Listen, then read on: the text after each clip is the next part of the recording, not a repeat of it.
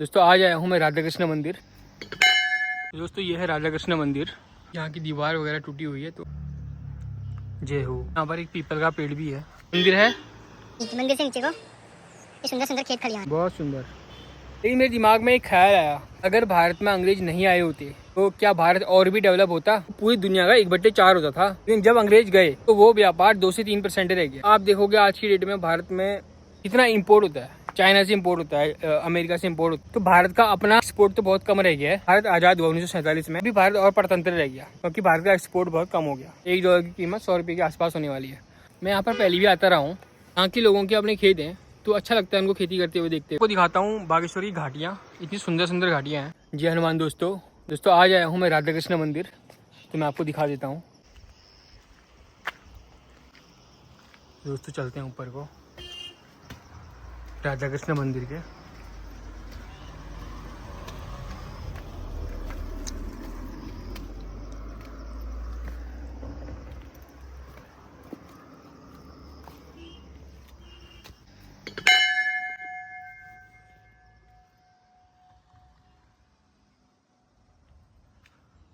तो दोस्तों ये है राधा कृष्ण मंदिर बागेश्वर का। तो इसके अंदर को चलते हैं अब।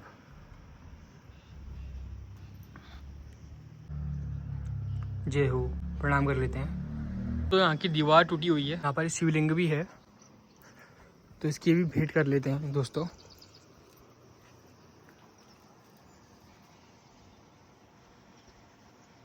यहाँ पर एक पीपल का पेड़ भी है तो थोड़ी देर यहीं पर रेस्ट करते हैं। बहुत सुंदर सुंदर दृश्य हैं दोस्तों यहाँ।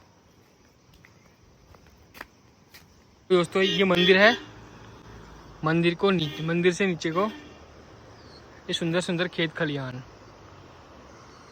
बहुत ही सुंदर लग रहे हैं दोस्तों। मैं आपको जूम करके दिखाता हूँ।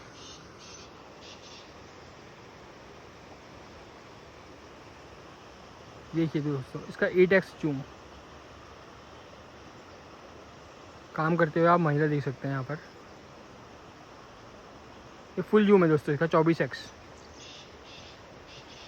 तो आप जूम देख सकते हैं इसका कितना खतरनाक है। तो ये खेत खलियान है दोस्तों।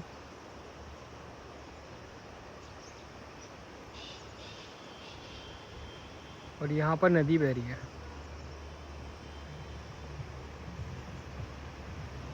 बहुत सुंदर लग रही है दोस्तों ये, बहुत सुंदर।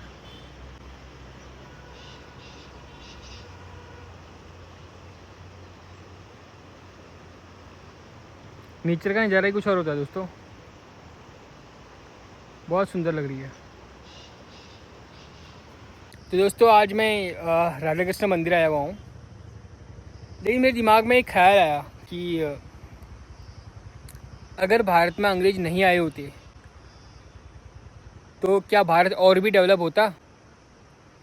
लोग कहते हैं कि अंग्रेज आए तो उन्होंने भारत में रेल बिछाई, रोड के नेटवर्क बनाए, या टेलीग्राम वगैरह शुरू किया, है ना, टेलीग्राफ वगैरह शुरू किया, टेलीग्राम नहीं टेलीग्राफ शुरू किया, और भी बहुत सारे डेवलपमेंट किए।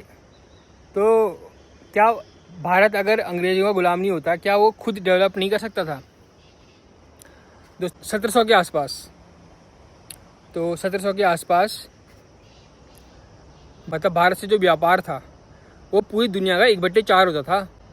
पूरी दुनिया में जितना भी व्यापार होता है उसका 1/4 लगभग 24-25% भारत से होता था। मतलब भारत से एक्सपोर्ट होता था, ठीक है। लेकिन जब अंग्रेज गए तो वो व्यापार 2 से 3% रह गया। मतलब भारत से एक्सपोर्ट अब 2 से 3% ही होता है। जब भारत से अंग्रेज गए तो भारत की कंडीशन इतनी दुर्दशा कर दी अंग्रेज़ों ने। लेकिन तब भी कुछ लोग होते हैं जो अंग्रेज़ों के आने को, भारत में अंग्रेज़ों के आने को बहुत अच्छा बताते हैं। उन्होंने हमारा एजुकेशन सिस्टम चौपट कर दिया, गुरुकुल व्यवस्था तोड़ दी, कम कर दी। मतलब अब कहाँ होती है गुरुकुल व्यवस्था, बहुत कम होती है, बहुत कम जगह होती है। मॉडर्न एजुकेशन सिस्टम आ गया तो भारत में जो अपना सेल्फ रिस्पेक्ट था वो धीरे धीरे कम कर दिया उन्होंने। अब भारत, आप देखोगे आज की डेट में भारत में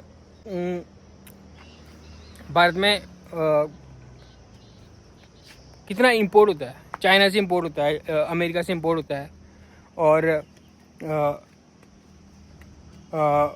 यूरोप से इंपोर्ट होता है, ठीक है। तो भारत का अपना अपना कुछ एक्सपोर्ट तो बहुत कम रह गया है ना। तो कहने का मतलब ये है कि भारत एक स्वावलंबी देश था अंग्रेजों के आने से पहले से, लेकिन जब अंग्रेज आए तो उन्होंने भारत को एक परतंत्र देश बना दिया, और जब भारत आज़ाद हुआ 1947 में, तभी भारत और परतंत्र रह गया, क्योंकि भारत का एक्सपोर्ट बहुत कम हो गया। तो भारत में अगर 24 जब भारत में 24%, लगभग 24-25%, 1/4 एक्सपोर्ट करता था भारत अंग्रेजों के आने से पहले, तो क्या भारत इतना धनी था भारत, तो क्या भारत अपने लिए टेक्नोलॉजी डेवलप नहीं कर सकता था? कोई भी टेक्नोलॉजी, है ना। बात तो पैसे की थी ना, टेक्नोलॉजी तो आ जाती। तो कहने का मतलब ये है कि अंग्रेज़ों के आने से भारत की बहुत दुर्दशा हुई, और वही चीज़ हम कैरी कर रहे हैं आज भी, एजुकेशन सिस्टम के तौर पर या और भी अन्य डेवलपमेंट के तौर पर। तो भारत कहने को आज़ाद हुआ है, ठीक है, लेकिन आज भी भारत अपने स्वावलंबी नहीं बन पा रहा है। आज भी भारत बहुत सारी चीज़ें इंपोर्ट कर रहा है, डॉलर पर निर्भर है भारत की इकोनॉमी। देख रहे होंगे आप, अभी युद्ध हुआ, रुपया और गिर गया, अब 100 के आसपास पहुंचने वाला है। $1 की कीमत 100 रुपये के आसपास होने वाली है। तो इतना अंतर आ गया। कहने का मतलब यही है कि भारत एक आत्मनिर्भर राष्ट्र हुआ करता था, अंग्रेजों के आने के बाद वो आत्मनिर्भर उतना नहीं रहा। अब क्योंकि हम बहुत सारी चीज़ें इंपोर्ट कर रहे हैं, ठीक है, बहुत सारी चीज़ें हो गई हैं। तो कहने का मतलब ये है कि अंग्रेज़ों ने भारत की बहुत कंडीशन लो कर दी है।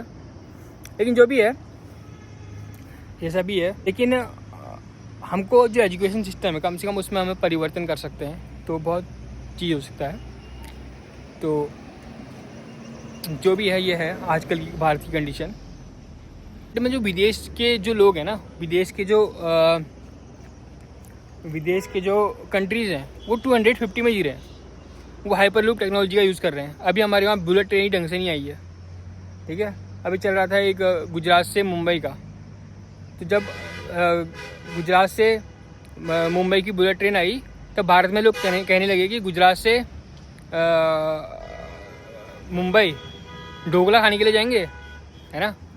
तो कहने का मतलब ये है कि भारत में नया डेवलपमेंट हो रहा है, लेकिन जो अन्य कंट्रीज़ हैं, चाइना है या जापान है, वो काफ़ी आगे चले गए हैं, अमेरिका है, बहुत आगे चले गए हैं। अब 1960 के दशक में आपने देखा होगा कि 1960 के आसपास में उन्होंने आदमी को स्पेस में भेज दिया था, ठीक है। भारत ने अभी तक भी भेजने में भारत, है ना। तो आज इतने साल हो गए हैं, 50-60 साल हो गए हैं, 70 साल हो गए हैं, तब भी भारत ने अच्छी तरह से अभी तक ढंग से भेजा है, नहीं भेजा है, पता नहीं, है ना। तो कहने का मतलब है कि भारत बहुत पीछे है। अब जो भी है, थोड़ी प्रकृति के नज़ारों का आनंद लेते हैं और थोड़ी देर बैठ जाते हैं। मैं यहाँ पर पहले भी आता रहा हूँ, आपने मेरी ब्लॉग में देखा होगा।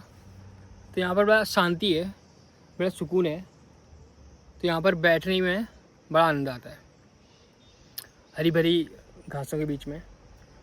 तो अच्छा लगता है यहाँ बैठने में। लोग, यहाँ की अर्थव्यवस्था भी खेती वाली है। अब सब लोग अगर बाहर से ही खरीदने लग जाएंगे तो खेती कौन करेगा? तो यहाँ के लोगों के अपने खेत हैं, तो अच्छा लगता है उनको खेती करते हुए देखते हुए। चलो अच्छा है, अपना खेती कर रहे हैं, कम से कम अपना लगे तो हुए हैं। आपको दिखाता हूँ बागेश्वर की घाटियाँ, इतनी सुंदर सुंदर घाटियाँ हैं। और आप देखो, खेत में काम करने वाले लोग दिखाता हूँ। ये देखो दोस्तों,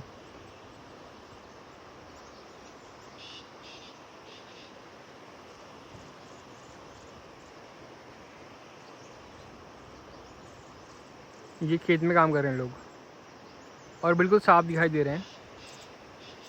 और बहुत बढ़िया जूम है दोस्तों इसका, तो साफ दिखाई दे रहे हैं। यहाँ पर एक औरत भी खड़ी है, तो वो भी साफ दिखाई दे रही है। और जूम करते हैं थोड़ा, तो फुल जूम है दोस्तों, तो आप देख सकते हैं कि ये लोग काम कर रहे हैं। अब देखिए कितना दूर है।